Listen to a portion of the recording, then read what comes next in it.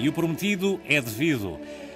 Vamos avançar para a conversa com um convidado muito especial, o nosso camarada de trabalho aqui na RTP. O jornalista António Mateus é responsável por algumas das mais brilhantes peças jornalísticas que a RTP tem passado ultimamente. Estou a pensar, por exemplo, numa reportagem sobre Nelson Mandela e, mais recentemente, uma outra peça com o nosso compatriota João Silva, um fotógrafo do jornal New York Times, que foi gravemente ferido no Afeganistão, mas que nem por isso deixa de acreditar na vida. Bom dia, António. Obrigado por aqui estares connosco. Bom dia. Olha, faz hoje 22 anos que essa grande figura da humanidade, Nelson Mandela, foi libertado depois de 27 longos anos de prisão. Estiveste na África do Sul muitos anos, foste de resto correspondente da RTP na África do Sul, em Joanesburgo, de concreto. Privaste com Mandela, és um sortudo. Eu sei que privaste com Nelson Mandela em N ocasiões. Parafraseando o Batista Bastos, onde é que estavas há 22 anos? Há 22 anos eu chefiava a delegação da Agência Lusa em Maputo e tive nessa altura o privilégio da direção da Lusa me enviar para a África do Sul, onde fui abrir a delegação da Agência Portuguesa de Informação naquele país vizinho e exatamente numa altura em que Nelson Mandela acabava de ser libertado. Uhum. Portanto, estavas em Maputo e saltaste rapidamente para Joanesburgo. Exatamente, era uma posição muito próxima de Moçambique, da África do Sul. Naquela altura, a maioria dos grandes correspondentes internacionais foram destacados para a África do Sul. Nelson Mandela era a grande figura mundial. Evidentemente. E continua a ser, não é? Continua a ser um farol de ética e de liderança. Sabes que há uma coisa que eu acho fascinante, é que falo com muitas pessoas, umas mais conhecidas do que outras, ou mais amigas do que outras, enfim, mas sejam brancos, sejam negros, eu falo de Mandela e toda a gente, sejam portugueses ou até de outras nacionalidades, toda a gente tem um tremendo respeito por este homem.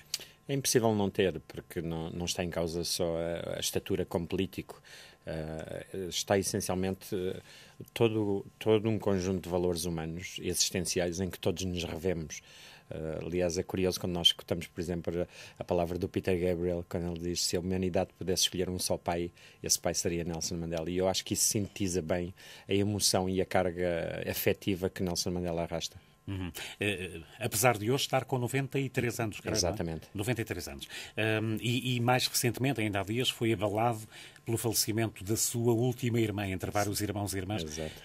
Foi-se embora realmente a última. E obviamente isso pesa para um homem em qualquer circunstância, mas enfim, com 93 anos imagino quão difícil deve ter sido esse momento para Mandela. Deve ter sido. Nelson Mandela confidenciava-nos muitas vezes que se havia alguma coisa que lhe pesava no coração de todo o percurso de luta pela igualdade de direitos humanos, era o facto dessa luta lhe ter subtraído à afeição da família, de ter estado longe dos próprios filhos, não ter podido sepultar a própria mãe, que morreu quando ele estava na prisão, tal como o filho mais velho.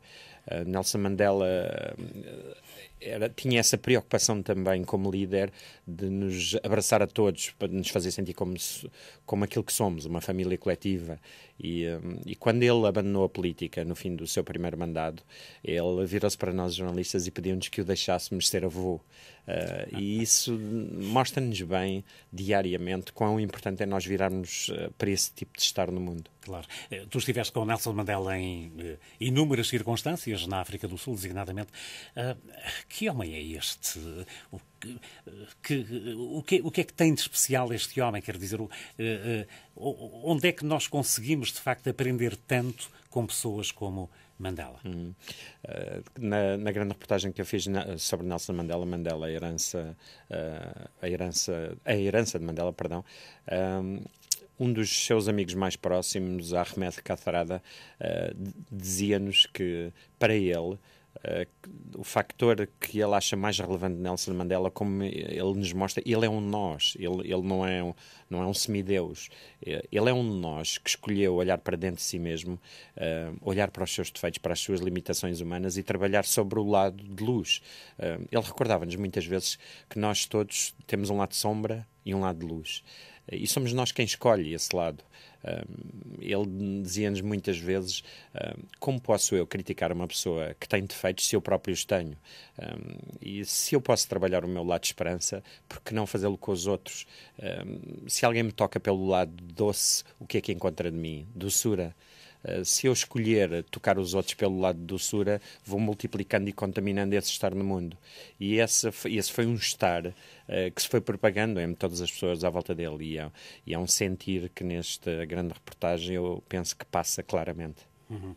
Um dos aspectos absolutamente fantásticos de Nelson Mandela é que ele, na verdade, conseguiu unir o povo sul-africano.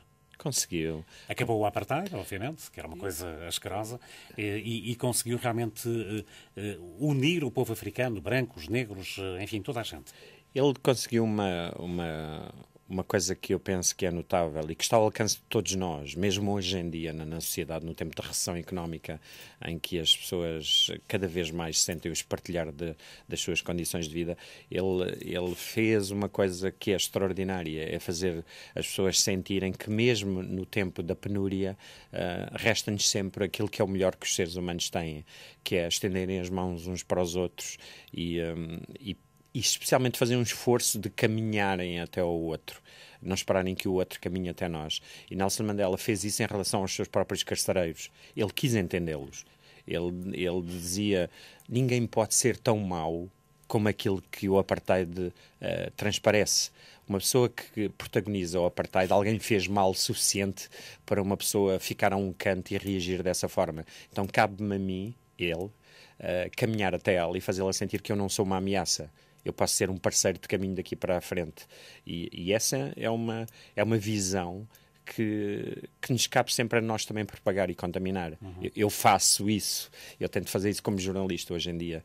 Aliás, é notável, se me permites, que o diretor da revista Time, o Richard Stengel, que foi quem escreveu o livro mais notável sobre Nelson Mandela, a biografia dele, A Longa Caminhada para a Liberdade, o Richard Stengel esteve com Nelson Mandela durante 3 anos, os dias inteiros. E depois, quando ele escreveu o segundo livro, que já é um livro mais pessoal, ele fez esta afirmação absolutamente notável da parte de um jornalista, que é: quando Nelson Mandela saiu da minha vida, era como se a luz se tivesse apagado no meu dia. Fantástico. Eu acho que isso vindo de um jornalista sénior, tão experiente, às vezes tão removido das emoções, e sintetiza muito do efeito que aquele ser humano exerce sobre todos nós. Como é que ele disse? Quando Nelson Mandela deixou de estar no meu dia-a-dia, foi como se o sol tivesse saído da minha vida. Fantástico, é fantástico. Não, realmente há uma tremenda admiração por Nelson Mandela, e nós estamos aqui a conversar com o António Mateus, nosso companheiro de leads aqui na RTP, a propósito de Mandela, porque faz hoje precisamente 22 anos que Mandela foi libertado depois de 27 anos de cadeia em defesa dos seus ideais de uma sociedade mais justa e mais fraterna, pelo fim da segregação racial, que era uma coisa completamente abjeta que existia na África do Sul. Julgo saber, António, que estás a preparar um documentário também sobre uma outra figura que teve uma grande importância na política sul-africana, aliás, por alguma razão também partilhou o Prémio Nobel da Paz com Nelson Mandela. Estou a referir-me a Frederick de Klerk, que foi o último presidente do apartheid, por assim dizer. Exato. Frederick de Klerk é uma personagem incontornável, não terá eventualmente o mesmo carisma, não teve certamente a mesma dimensão humana em termos globais que tem Nelson Mandela, indiscutivelmente, mas foi igualmente importante. Ele foi um pouco para a África aquilo que o Gorbachev foi para a Europa no fim da União Soviética. Ele teve a visão de perceber que a África do Sul não podia continuar a caminhar para um dia e 3 meses depois de tomar posse como presidente, uma das primeiras decisões que teve foi de libertar Nelson Mandela e de legalizar o ANC e uma série de partidos à esquerda destes, o PAC, a ZAPO, que eram partidos, esses sim, de extrema esquerda negra, porque percebeu que o futuro da África do Sul tinha que ser desbravado noutra direção, com todas as comunidades envolvidas nesse processo. Muito bem. Mandela faz hoje 22 anos que foi libertado. É um dia de celebração, evidentemente, por este homem que todos nós certamente respeitamos e admiramos. Um homem que foi eleito Presidente da República da África do Sul. Disse que só iria fazer um mandato. Tinha todas as condições para continuar por mais 2 ou 3 mandatos, enfim, os mandatos que ele quisesse, passe o exagero da minha expressão, mas chegou ao fim do seu mandato e disse, ok, agora vou sair porque eu disse que só fazia um mandato e cumpriu. Não há muita gente assim, António? Não há, infelizmente não há. Nelson Mandela recorda, encontra-se nesta altura extremamente fragilizado.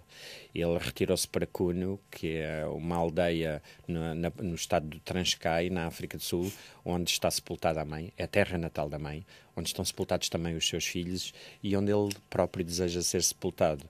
Apesar disso, Nelson Mandela, de estar tão fragilizado, continua a ser uma figura super querida na África do Sul e é um pilar de valores morais a seguir.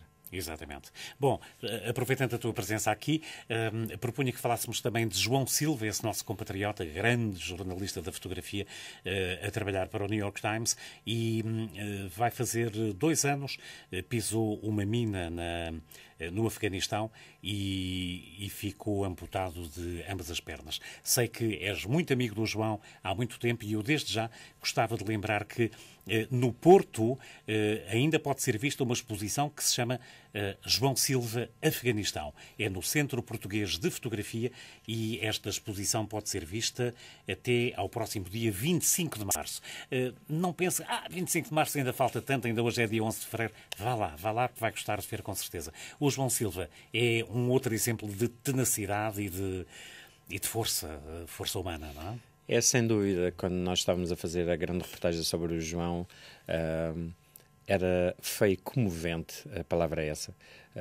A forma como transeuntes na Baixa de Joanesburgo vinham ter connosco, ele era reconhecido facilmente, porque os principais jornais sul-africanos, por exemplo, mostraram em primeira página a fotografia dele a regressar a Joanesburgo e a filha dele a ir ter com ele. A cara de emoção dos dois ficou estampada nas ruas da África do Sul, e quando nós os dois voltámos à Baixa de Joanesburgo para fazer essa reportagem, vários transeuntes pediam para ser fotografados com ele e diziam que ele era uma fonte de inspiração para todos nós. Isso é verdade. Isso viu-se na reportagem, que é uma reportagem notável que tu fizeste. Quando é que foi feita essa reportagem, António? Foi feita quase em cima de Natal. Eu fui de propósito a Joanesburgo. Foi também filmada nos Estados Unidos, onde o João estava, por onde ele foi receber os cuidados médicos, em Walter Reed. É um dos grandes hospitais militares do mundo, com grande experiência neste tipo de lesões. O João voltará lá em março para fazer um reajuste das próteses e este regresso à África do Sul para ele foi um voltar a casa. É um país, como ele disse, apesar dele vincar várias vezes, que o coração dele está em Portugal, onde ele nasceu, na maternidade de Alfredo da Costa, em Lisboa, recordo. Ele também ele adora Portugal, assume-o despoderadamente. Ele quer voltar a Portugal várias vezes. Ele adora as pessoas do Norte, por exemplo. Como ele diz, eu quero ir comer o meu polvinho do Porto. A expressão é dele. Esta exposição, que eu recomendo vivamente, que bem sublinhaste, foi uma organização da Estação Imagem, reporta a todo o período de vivência que o João teve no Afeganistão, porque ele sublinha os fotojornalistas e os repórteres que vivem em zonas de conflito são uma espécie de portadores para o resto da humanidade do viver de pessoas que não pediram para a guerra lhes bater à porta e que vivem aquela realidade que podia ser de todos nós. E mais uma vez, tal como Nelson Mandela, nós somos todos um só. E tudo o que toca a outros seres humanos, que massacra outros seres humanos, diz-nos definitivamente respeito. Esta exposição de João Silva no Centro Português de Fotografia do Porto. Posso perguntar se tens alguma ideia quando é que o João Silva vem a Portugal? O João vai tentar, no regresso da viagem que ele vai fazer aos Estados Unidos, no regresso para a África do Sul, porque ele reside em Joanesburgo, vai tentar fazer uma escala em Portugal, porque ele quer mesmo muito vir a Portugal e quer trazer pela primeira vez a família. Estamos a falar da mulher da Vivian e dos 2 pequeninos, trazê-los ao país onde ele nasceu. Eu penso que antes do verão, sem compromisso da parte dele, ele tentará passar por aquilo. Esta exposição de fotografia dele, eu já sei, posso revelar aqui, que vai transitar depois para Évora e depois para Lisboa. É uma exposição de uma qualidade invulgar não é em Portugal, a nível mundial, porque as fotografias do João têm aquilo que é o melhor que há no mundo. Não é só um fotógrafo a ver conflito, é um fotógrafo a olhar para dentro de seres humanos. Os olhares das fotografias dele quase que nos furam, porque é uma pessoa que olha para as coisas com o coração. Ele fotografa o mundo como ele é por dentro. E é isso que torna o João uma pessoa única. António, que bom ouvir as tuas palavras, que bom ter tido o privilégio da tua presença aqui nesta partilha de emoções, a propósito de Nelson Mandela, faz hoje 22 anos que foi libertado, e também deste nosso querido compatriota, o João Silva, fotógrafo do New York Times, há cerca de ano e meio perdeu as pernas num trágico acidente de guerra no Afeganistão, mas é um exemplo de força, de coragem, de determinação e é espantoso. Eu vi isso na tua notável reportagem que passou recentemente na RTP. Pouco tempo depois de ter tido esse problema no Afeganistão, participou na Maratona de Nova Iorque numa cadeira de rodas devidamente adaptada e movimentada pelas mãos, não é? Portanto, isto é uma coisa fantástica. O João tem esta luz interior, porque é isso mesmo. Ele tem aquilo que tem os grandes. Ele tem uma humildade tão grande, mas tão grande, é tão despojado em relação ao seu próprio valor, que nos faz sentir que é possível todos sermos tão bons.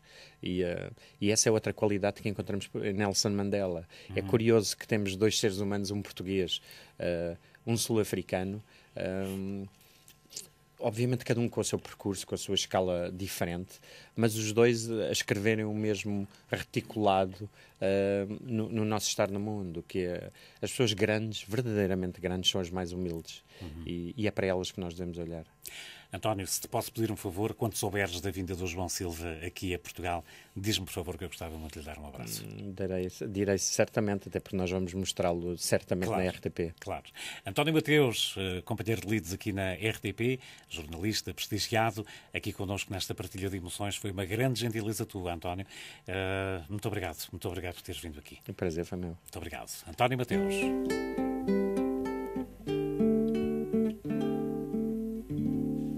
Eles não sabem que o sonho é uma constante da vida, tão concreta e definida como outra coisa qualquer, como esta pedra cinzenta em que me sento e descanso, como este ribeiro manso, em serenos sobressaltos, como estes pinheiros altos, que em verde e ouro se agita, como estas aves que gritam em bebedeiras de azul. Eles não sabem que o sonho é vinho, é espuma, é fermento, bichinho alacre sedento, de focinho pontiagudo, no perpétuo movimento, Eles não sabem que o som é telecor, é pincel, base, fusto ou capitel, arquem, ogiva, vitral, pináculo de catedral, contraponto, sinfonia, máscara grega, magia, que é retorta da alquimista, mapa do mundo distante, rosa dos ventos infante, caravela quinhentista, que é cabo da boa esperança, ouro, canela, marfim, florete de espadachim, bastidor, passo de dança, colombina e arlequim, passarola voadora, para-raio, locomotiva, barco de proa festiva, alto forno, geradora, cisão do átomo, radar, ultrassom, televisão, desembarca em foguetão na superfície lunar. Eles não sabem nem sonham que o sonho comanda a vida e que sempre que um homem sonha o mundo pula e avança como bola colorida entre as mãos de uma criança. La, la, la, la, la, la, la, la, la, la, la, la,